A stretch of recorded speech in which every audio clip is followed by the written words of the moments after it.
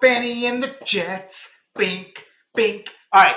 Price versus profit. What is more important? Obviously, profit. Okay. So I'm always teaching this to people like, stop worrying about what you're putting in the house. You know how many times I talk to sellers and they're like, oh, we have to put my house on the market for 500,000. And I say, okay.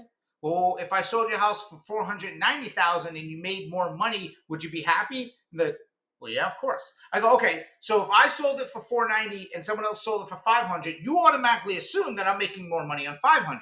But if you made more money from 490 or 480, would you sell it? Well, yeah, of course I would. Then the profit is all that matters. Real estate is one of those only very few times when you have a product or an asset and you sell it, and there can be so many different variables to play of how much profit you're going to make. If I bought a car for 10,000, I sold it for 20,000, pretty much I'm making 10,000. But if you bought a house for 100,000, you sold it for $200,000, there's a lot of different ways to make profit. So let's talk. Let's just say, for instance, you have this $500,000 house that you're trying to sell. Right? I'm going to show you a perfect example of what I'm saying. And in this house, you owe $100,000, right? Mortgage payoff. Now, if you want to know about title policy and all these different doc stamps, I can show you the link to this. You can go down, you can read all about it. But I'm just going to show you like a net sheet. So you have a house and you owe $100,000, okay? Now, let's say it's a really bad buyer's market right now. So you have to pay your title insurance, okay? You have your commissions. Let's just say it's 5%. Let's say the buyer comes in and they ask for 3%. So as a buyer right now, buyers can come in and negotiate price, but they can also negotiate incentives. Hey, I want you, seller, to dedicate 3% back towards my prepays and closing costs, right? So that's something you have to understand when you're doing net sheets. This is why agents, when you go to these listing appointments and you're blowing smoke up, you know what, are you really showing them these net sheets? Because all I'm seeing right now is price reduction, price reduction, price reduction. This is the crazy thing.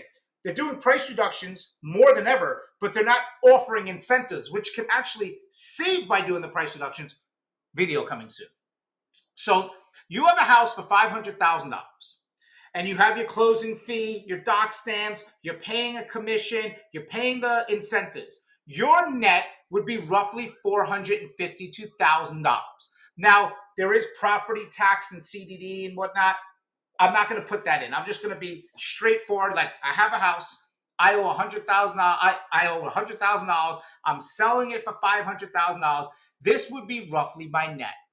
This is what I mean by understanding profit. Let's say somebody came in and offered you $490, but they didn't ask for any closing cost incentives. It was just a straight out offer, $490. Your profit goes up. So there's variables that can help your profit go up. So $490 with no closing costs is $458. $500 with closing costs is $452. So what are the variables? Well, let's say you have an agent that says, I will have a lowered commission if somebody comes in and doesn't have another agent representing them, and they do it at a certain commission, and that buyer doesn't need any closing cost, and they offer you $475. You're at $453. I don't want to take up so much time doing this video, but do you understand that your price is irrelevant? It's your profit that matters. That's it. So when I go to an appointment, I'm talking to a seller, I'll say to them, look, you're saying this price, blah, blah, blah, but we need to talk about profits. A lot of times people will say, I need to make a certain amount of money so I can take that and put it down on the next house. So saying I need to sell $500,000 is pretty irrelevant to me. Okay, yeah, you might need to sell for $500,000. What do you need to profit for it to make sense? Do I have solar on the house or a roof that we might have to replace? Do we need to offer closing cost incentives? There's so many different variables. So when you're doing a net sheet like this, somebody might say, you know what? I didn't know I could sell my house for $475 and still make X amount of dollars. That's the whole point of doing proper net sheets.